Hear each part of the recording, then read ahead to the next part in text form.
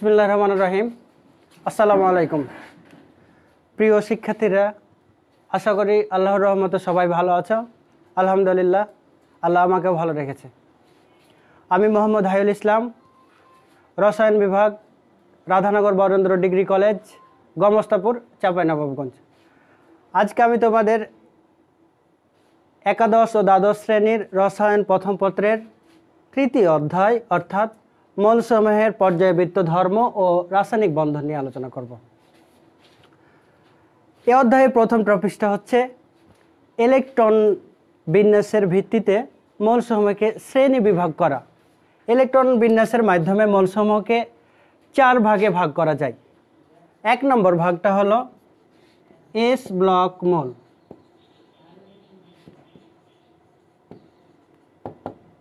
S block মৌল।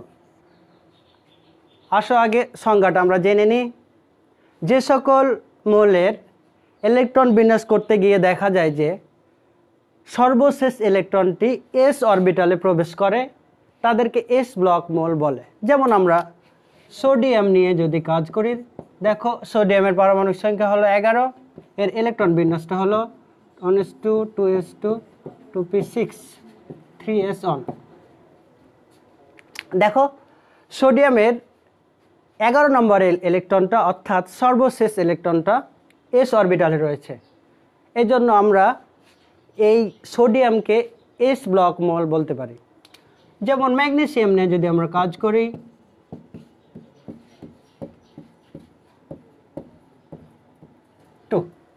দেখো ম্যাগনেসিয়ামের 12তম অর্থাৎ সর্বশেষ ইলেকট্রনটি এস অরবিটালে রয়েছে। অর্থাৎ আমরা সোডিয়াম ও ম্যাগনেসিয়াম এস ব্লক মৌল। এভাবে যে সকল মৌলের সর্বশেষ ইলেকট্রনটি এস অরবিটালে প্রবেশ করবে তাদেরকে আমরা এস ব্লক মৌল বলবো। এবার আমরা পি ব্লক মৌল নিয়ে কাজ করব। পি ব্লক মৌল সংজ্ঞাটা এস ব্লক মৌলের মতোই করে দেওয়া যায়। যে সকল মৌলের ইলেকট্রন বিন্যাস করতে গিয়ে দেখা যায় যে সর্বশেষ ইলেকট্রনটি পি অরবিটালে প্রবেশ করে, তাদেরকে আমরা পি ব্লক মৌল বলবো। যেমন aluminium 1s2 2s2 2p6 3s2 3p1। দেখো অ্যালুমিনিয়ামের পারমাণবিক সংখ্যা 13, এর ইলেকট্রন বিন্যাস করলাম এইভাবে হলো। অ্যালুমিনিয়ামের সর্বশেষ অর্থাৎ 13 নম্বর ইলেকট্রনটি পি অরবিটালে প্রবেশ করেছে। এই জন্য আমরা অ্যালুমিনিয়ামকে পি ব্লক মৌল বলতে পারি। আবার ক্লোরিন নিয়ে যদি আমরা কাজ করি, 1s2 2s2 2p6 3s2 3p5। দেখো ক্লোরিনের পারমাণবিক সংখ্যা 17, এর বাইরের শক্তি স্তরের অরবিটাল হিসেবে পি রয়েছে। ক্লোরিনের 17 নম্বর ইলেকট্রনটা পি অরবিটালে প্রবেশ করেছে, সেই জন্য আমরা ক্লোরিনকে পি ব্লক মৌল বলবো। অর্থাৎ এখানে অ্যালুমিনিয়াম আর ক্লোরিন পি ব্লক মৌল। এরকম যে সকল মৌলের সর্বশেষ ইলেকট্রনটি পি অরবিটালে প্রবেশ করবে তাদেরকে আমরা পি ব্লক মৌল বলবো। এবার আমরা ডি ব্লক মৌল নিয়ে কাজ করব। 3 নম্বর সংজ্ঞাটা একই। যে সকল মৌলের সর্বশেষ ইলেকট্রনটি ডি অরবিটালে প্রবেশ করবে তাদেরকে ডি ব্লক মৌল বলে।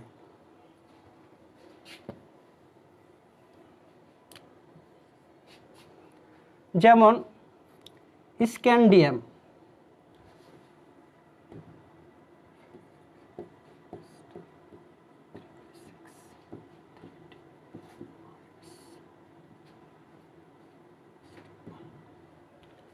দেখো স্ক্যান্ডিয়ামের সর্বশেষ অর্থাৎ 21তম ইলেকট্রনটি এখানে ডি অরবিটালে প্রবেশ করেছে, এজন্য আমরা স্ক্যান্ডিয়ামকে ডি ব্লক মৌল বলবো। ডি ব্লক মৌলের মধ্যে আরও রয়েছে যেমন zinc 1s2 2s2 2p6 3s2 3p6 3d10 4s2 4 30। দেখো জিঙ্কের সর্বশেষ অর্থাৎ 30 নম্বর ইলেকট্রনটি ডি অরবিটালে প্রবেশ করেছে। আমরা জানি n+l নীতি অনুসারে 4s অরবিটালটা কম শক্তি সম্পন্ন, 3d অরবিটালটা বেশি শক্তি সম্পন্ন। এই জন্য 4s এ আগে ইলেকট্রন ঢুকে 3d-তে প্রবেশ করে, অর্থাৎ এখানকার 30তম ইলেকট্রনটি ডি অরবিটালে রয়েছে, এই জন্য একে ডি ব্লক মোল বলে। এই ডি ব্লক মোলের মধ্যে একটা গুরুত্বপূর্ণ টপিক রয়েছে যাকে অবস্থান্তর মোল বলে। অবস্থান্তর মোল নিয়ে আমরা একটু কথা বলি।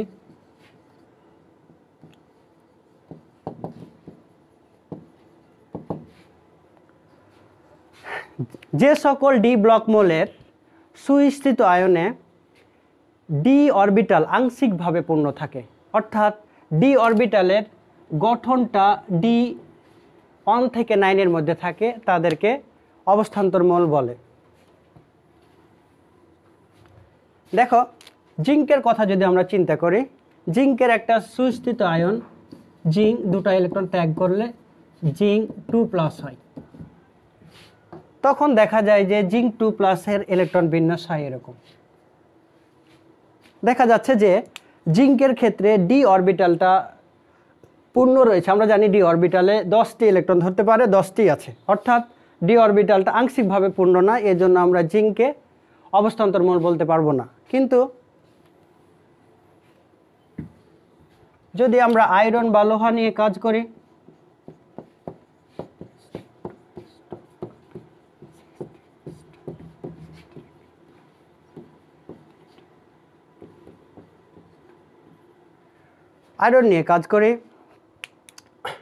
আয়রনের একটা সুস্থিত আয়ন হলো 2টা ইলেকট্রন ত্যাগ করে আয়রন 2+ হয়, আবার আয়রন 3টে ইলেকট্রন ত্যাগ করে আয়রন 3+ হয়, 2টাই সুস্থিত আয়ন। এখন যদি আমরা Fe2+ এর গঠন দেখি, ইলেকট্রন বিন্যাস দেখি, তাহলে এরকম হয়। দেখা যাচ্ছে যে ডি অরবিটাল 6টি ইলেকট্রন রয়েছে, যা ডি অরবিটালটা আংশিক পূর্ণ বোঝাচ্ছে, সুতরাং লোহাকে আমরা অবস্থান্তর মোল বলতে পারি। আবার যদি 3 দিয়ে চিন্তা করি Fe3+, তাহলে ইলেকট্রন বিন্যাসটা দাঁড়ায় এরকম। এখানেও দেখা যাচ্ছে যে ডি অরবিটালটা অর্থাৎ সুস্থিত আয়নের ডি অরবিটালটা আংশিকভাবে পূর্ণ রয়েছে, এই শর্তটা পালন করছে, অর্থাৎ Fe লোহা অবস্থান্তর মোল। আমরা সংজ্ঞাতে জেনেছি যে সকল ডি ব্লক মোলের সুস্থিত আয়নের ডি অরবিটালটা আংশিকভাবে পূর্ণ থাকবে তাদেরকে অবস্থান্তর মোল বলে। অর্থাৎ অবস্থান্তর মোল হতে হলে আগে ডি ব্লক হতে হবে, তাই বলা যায় যে আয়রনটা হচ্ছে অবস্থান্তর মোল এবং ডি ব্লক মোল উভয়ই। কিন্তু এর আগে যে স্ক্যান্ডিয়াম নিয়ে কাজ করলাম আমরা, স্ক্যান্ডিয়াম শুধু ডি অরবিটাল ভুক্ত মোল, তাই বলা যায় যে সকল অবস্থান্তর মোল হলো ডি ব্লক মোল, কিন্তু সকল ডি ব্লক মোল অবস্থান্তর মোল নয়। এবার আমরা এ ব্লক নিয়ে কাজ করব। 4 নাম্বার এ ব্লক মোল। একইভাবে সংজ্ঞা, যে সকল মোলের সর্বশেষ ইলেকট্রনটি এ অরবিটালে প্রবেশ করবে তাদেরকে আমরা এ ব্লক মোল বলবো। যেমন ল্যান্থেনাম 57, 1s2, 2s2, 2p6, 3s2, 3p, 6, 3d, 10, 4s2, 4p6, 4d, 10, 4s, 4p, 40, 5s, 4f, 5s, 5p। ল্যান্থেনামের দেখো সর্বশেষ অর্থাৎ 57 নম্বর ইলেকট্রনটা এ অরবিটালে রয়েছে, এজন্য আমরা ল্যান্থেনামকে এ ব্লক মোল বলবো। এখন নেক্সট টপিকস আমাদের ইলেকট্রন বিন্যাসের মাধ্যমে পর্যায় সারণীতে মোলগুলোর অবস্থান নির্ণয়। কি করে আমরা ইলেকট্রন বিন্যাস থেকে মোলসমূহের পর্যায় সারণীতে অবস্থান নির্ণয় করতে পারি? এটা দুইভাবে করা যায়। যখন পর্যায় সারণীকে 1 থেকে 18 নম্বর গ্রুপে বিভক্ত করি, তখন কিভাবে আমরা অবস্থান নির্ণয় করব? সেক্ষেত্রে 1 নম্বর নিয়ম হচ্ছে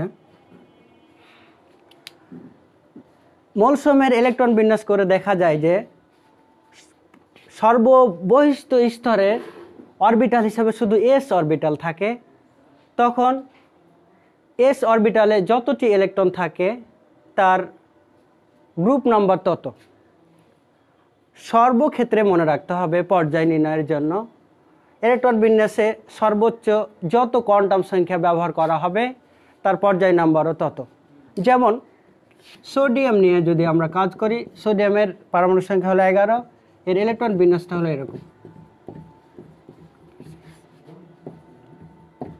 দেখো সর্বোচ্চ প্রধান কোয়ান্টাম সংখ্যা এখানে 3 ব্যবহার করা হয়েছে, অর্থাৎ সোডিয়াম তৃতীয় পর্যায়ের মল।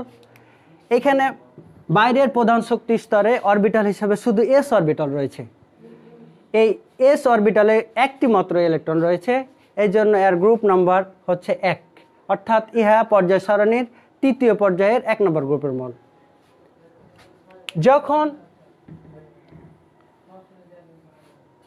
যখন বাইরের শক্তি স্তরে অরবিটাল হিসাবে এসওপি থাকবে তখন এসওপি এর ইলেকট্রন সংখ্যা যোগ করে অতিরিক্ত 10 যোগ করে গ্রুপ সংখ্যা নির্ণয় করতে হয়। যেমন অ্যালুমিনিয়ামের কথা যদি আমরা ধরি,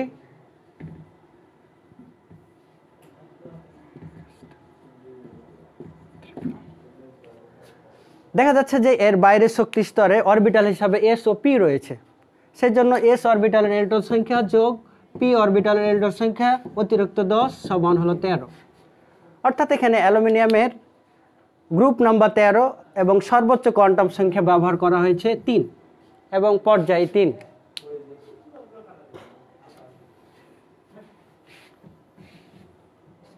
যখন 3 নম্বর নিয়ম, যখন ইলেকট্রনগুলো ডি অরবিটালে প্রবেশ করবে তখন ডি অরবিটালের পরে কিন্তু এস অরবিটাল আসবে।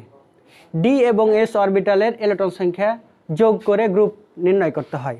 যেমন zinc 1s2 2s2 2p6 3s2 3p6 3d10 4s2।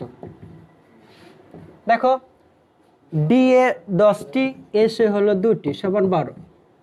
সুতরাং জিঙ্ক হলো 12 নম্বর গ্রুপের মল এবং জিঙ্কের পর্যায় নাম্বার সর্বোচ্চ, যেহেতু কোয়ান্টাম সংখ্যা 4 এর 4 পর্যায় নাম্বার। এটা হলো একভাবে। অন্যভাবে যদি আমরা করতে চাই যে পর্যায় সারণীকে দুটো উপশ্রেণীতে বিভক্ত করা যায়, একটা হচ্ছে এ, একটা হচ্ছে বি। এই এ উপশ্রেণীর জন্য এস ও পি ব্লক মোলগুলা ব্যবহৃত হয়। এস ও পি ব্লক মোলের মোট সংখ্যা দ্বারা এ উপশ্রেণীর নির্ণয় করা হয়। যেমন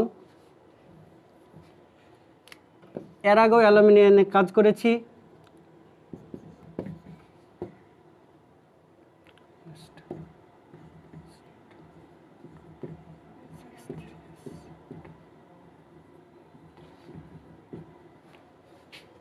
ক্লোরিন নিয়ে কাজ করা যায় 17।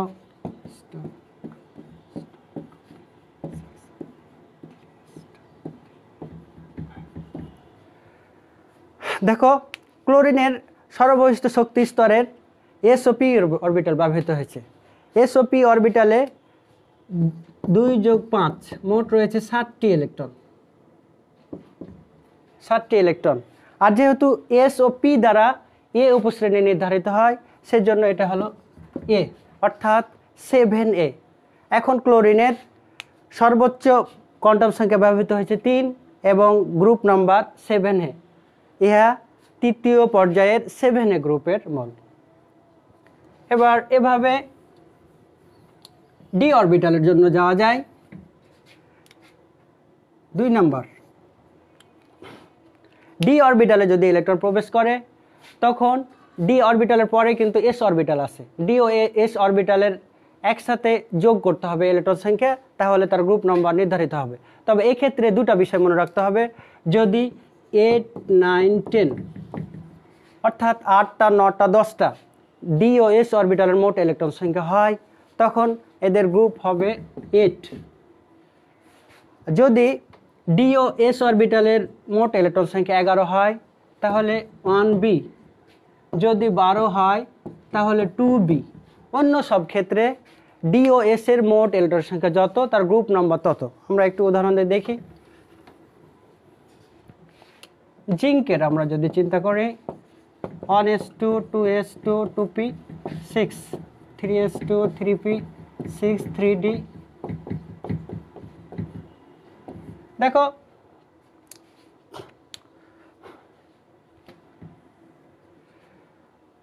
মোট কতটি ইলেকট্রন রয়েছে?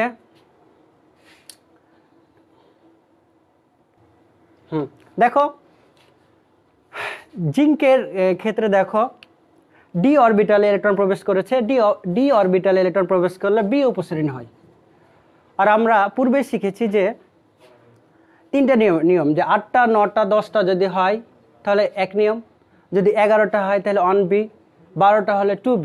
দেখো এখানে ডি আর এস এই দুটা ইলেকট্রন 10 আর 2 কত হয়? 12। অর্থাৎ 12 হলে আমরা ইতিপূর্বে শিখেছি যে 2b হয় গ্রুপ। আর এখানে সর্বোচ্চ কোয়ান্টাম সংখ্যা ব্যবহার করা আছে 4, এর জন্য জিঙ্কের 4 নম্বর পর্যায়ে অবস্থিত এবং 2b শ্রেণীতে অবস্থিত।